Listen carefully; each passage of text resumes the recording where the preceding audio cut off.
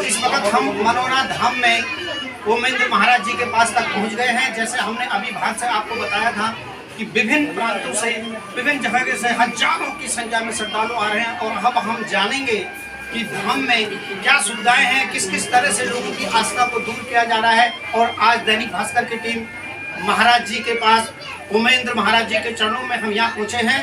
अब हम महाराज जी से पूछेंगे कि किस तरह से महाराज जी के क्या विचार हैं और क्या संदेश वह पूरे भारत को देना चाहते हैं। महाराज जी ये बताइए कि इस धाम की जो इतनी सोशल मीडिया से लेकर के आज तक बहुत कुछ बना हुआ है और लोगों की तमाम पीड़ाएं दूर हो रही है, इसके पीछे क्या हुआ है? इस धाम पर बाबा की असीम कृपा है और ऐसा कोई भी इंसान नहीं होता जिसको अपनी जन्मभूमि से प्यार नहीं होता है। बाबा की जन्मस्थली है, बाबा को इस भूमि से प्यार है और जो इस भूमि पर आता है बाबा के लिए, बाबा से मिलने आता है, बाबा के दर्शन करने आता है, बाबा उसकी बात पूरी करती है। तो यही चीज़ है कि यहाँ पर इस तरीके के असंभव कार्य लोगों के पूर्ण हो रहे हैं और इसीलिए आस्था का केंद्र बना हुआ है। बहन जी, जिस तरह से आप लोगों ने एक व्यवस्था ये बनाई है कि धाम में कोई चढ़ावा नहीं, किसी तरह का गरीब से लेकर के हर व्यक्ति को एक ही नजर से ईश्वर ने बहुत सारी अनमोल चीजें हमारे लिए निःशुल्क दी है। सूर्य का प्रकाश निःशुल्क दिया है, ऑक्सीजन निःशुल्क दी है, जिसके बिना हम रह नहीं सकते।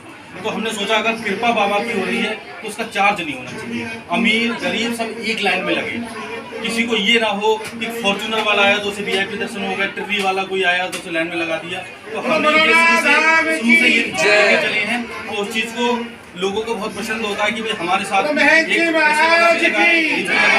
सबको एक उससे दृष्टि से देखा जा रहा है, किसी तरीके से भेदभाव नहीं है और भेदभाव ना होने की वजह से ही बाबा की यहाँ असीम कृपा बरस रही है। बहन जी, एक चीज ये बताना चाहेंगे कि ये जो जन्म स्थली हुई है महाराज श्याम बाबा की, उसके पीछे की क्या विशेष इतिहास स्थिति पूरा ये पांचाल प्रदेश है। राजा द्रौपद का किला, भीम का गदा उसी समय का यहाँ रखा हुआ है। यहाँ पर यहाँ से 10-11 किलोमीटर बैठता है। एक लीला और झील है जिसपे पांडवों से यक्ष ने प्रश्न पूछे थे जब वो मूर्छित हो गए थे।